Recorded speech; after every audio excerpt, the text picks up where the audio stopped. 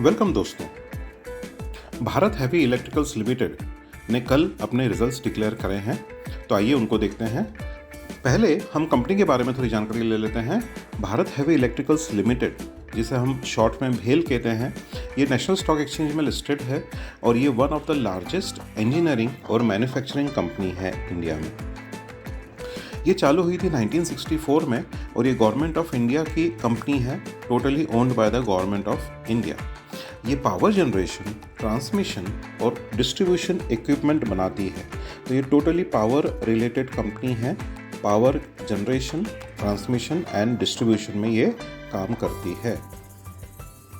Power में ये thermal power, hydro power और न्यूक्लियर पावर प्लांट्स के इक्विपमेंट्स बनाती हैं। ये इंडिया में एक क्रूशल पार्ट प्ले करती है इंफ्रास्ट्रक्चर डेवलपमेंट में, क्योंकि कहीं भी आज डेवलपमेंट है तो पावर चाहिए, इलेक्ट्रिसिटी चाहिए।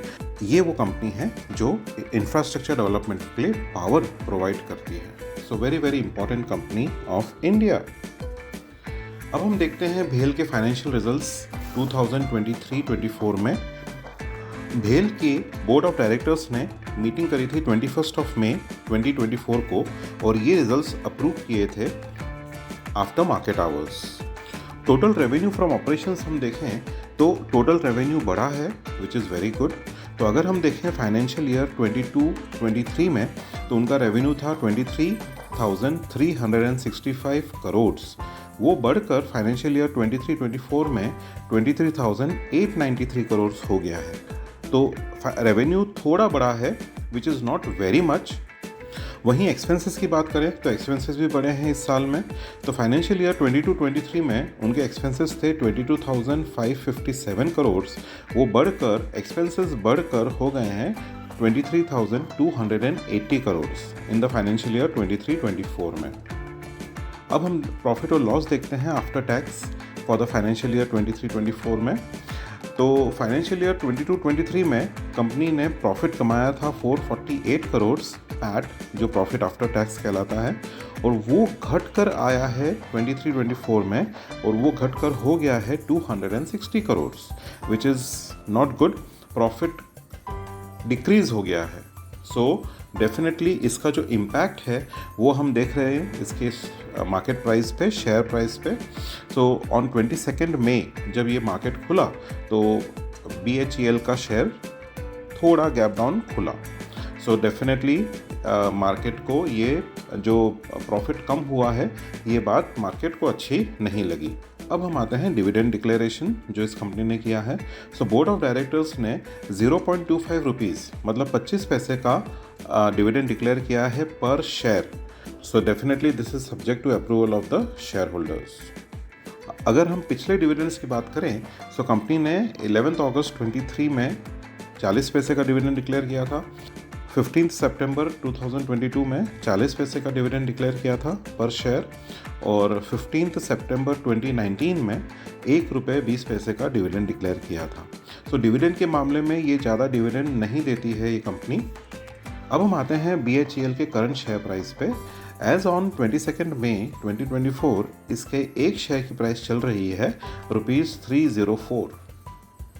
जान लेते हैं की डिटेल्स अबाउट भेल के शेयर्स। फेस वैल्यू ऑफ एक शेयर भेल का है ₹2।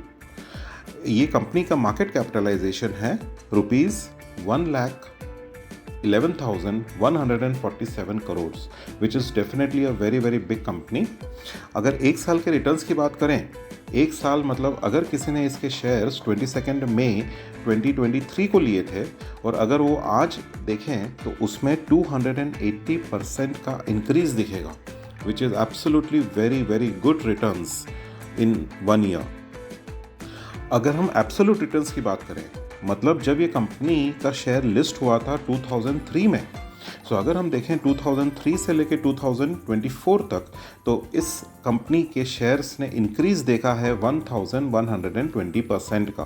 तो इसको बोलते हैं हम absolute returns.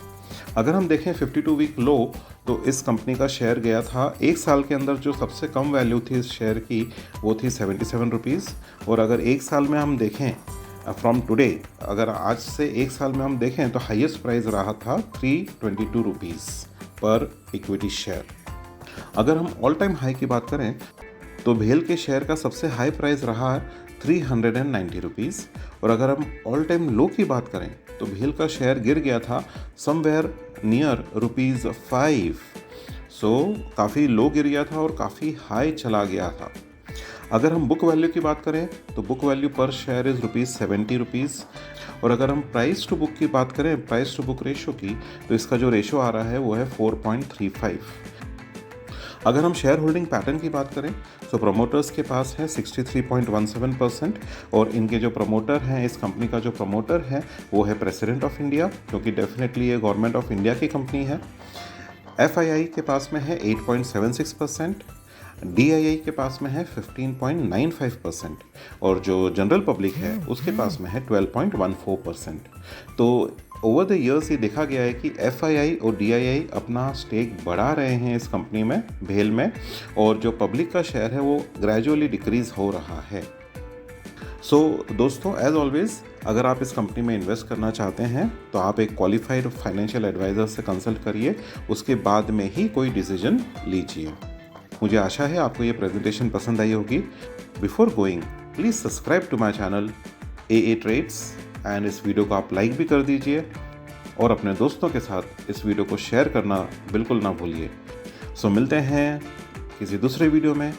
Till then, take care and good bye.